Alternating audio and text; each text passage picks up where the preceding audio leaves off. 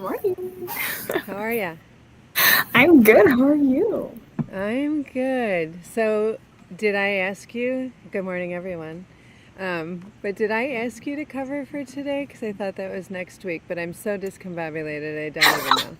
I think you said you were camping, so I took it as you might need some help. Oh, But well, it's all here good. It's nonetheless. all good. I'm glad we're together here.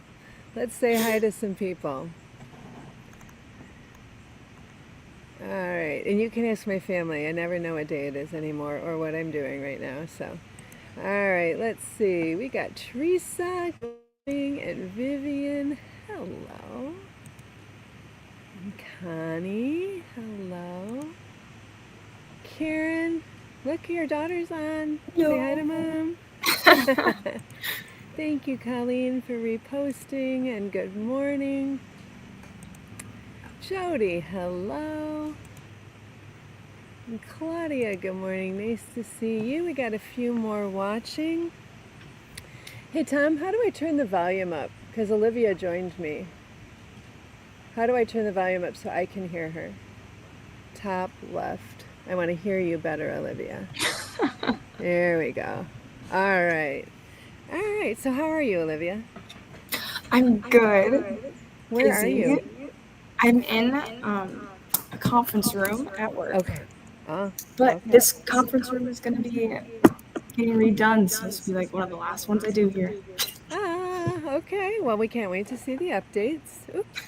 All right. Well, let's jump in because I know Tom's got to get back on in a little bit. We are on day 42. Jesus will feed your soul. And Olivia, I'm going to read and then I'm going to ask you for your thoughts. How about that? Okay. All right. Cool. Jesus declared, I am the bread of life. Whoever comes to me will never go hungry. John 6, verse 35. In John 6, 1 to 15, with only 5 loaves and 2 small fish, Jesus provided a meal for thousands of people. He broke the bread, gave thanks, and satisfied a crowd with leftovers to spare. Only a few verses later, he says, I am the bread of life. Whoever comes to me will never go hungry. This statement is separate from the feeding scene, but the two stories are still connected. And when we look at them together, we see a truth we all need to know. Jesus is enough for everyone. He is the bread broken and passed out to the hungry. He doesn't act stingy and say, sorry, there's only enough of me for a few people. No, he tells everyone to come. He gives himself over and over again. He is a God not of scarcity, but of abundance. We talk about that a lot here in Flourish. A God not of scarcity, but abundance. God has every hair on our heads numbered. He knows every care on our minds. He orchestrated our first breaths and will be there for our last. He knows the cravings and longings and the emptiness inside every human heart, and he says, come and eat your fill. He is not a God of soul starvation, but of salvation. He is not cutting portions. He is passing out extra helpings. He is not giving us meager handouts. He is giving us his very self. And there is more than enough for us all. And let's pray, and then we'll have Olivia talk to us a little bit about this. God, I want to receive whatever it is you want to give me today. And most of all, I want more of you. So what say you, Miss Olivia? Um, so some of my thoughts just while reading that this morning um, is that we're typically the ones that limit God, right? Like we're God's never limiting himself. He tells us all the time that he's a God of abundance, but we're always like he's busy or I have to figure this out on my own. Um, so let's stop limiting God today. Like just give it all to him. Give him the tiny thoughts, the big plans, the small plans.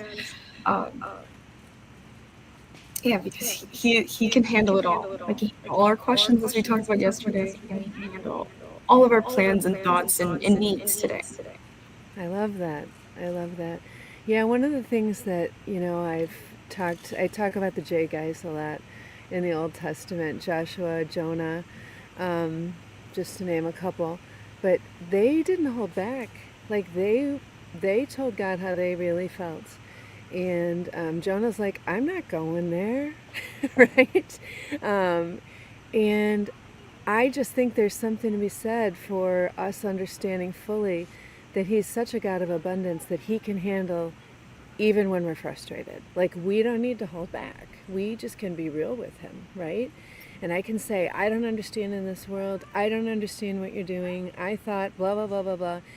And we can even be mad, right?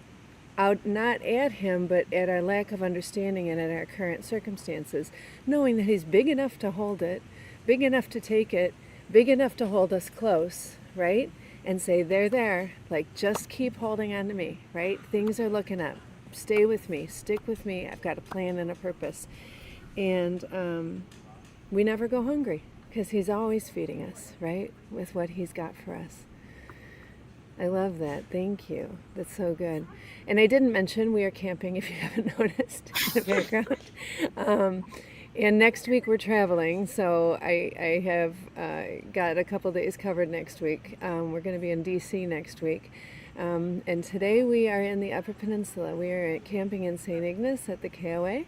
Going to meet up with my dad, who lives up here about half an hour away, and go to the Sulaks this morning. It's beautiful up here. The weather is absolutely gorgeous. So it's nice to be able to get together with you.